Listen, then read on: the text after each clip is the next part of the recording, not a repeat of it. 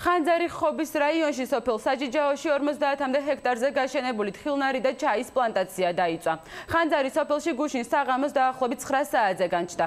ადგილზე მობილიზებული იყვნენ ხობის, ზუგდიდის, ჩხოროწყუსა და სენაკის სახანძრო სამაშველო ბრიგადები. ცეცხლის ლოკალიზება სოფელ საჯიჯაოში მეხანძრეებმა 5 საათის შემდეგ შეძლეს.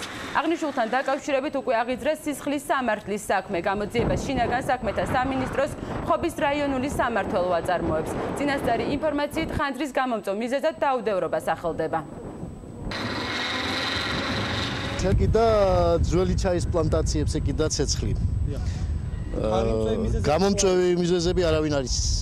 დაახლოებით ეს არის 50-მდე ჰექტარამდე არის. ჯერჯერობით ზარალზე ახლა არ არის ლაპარაკი, თხილის პლანტაციები შეიძლება იყოს რაღაც დაზარალებულია.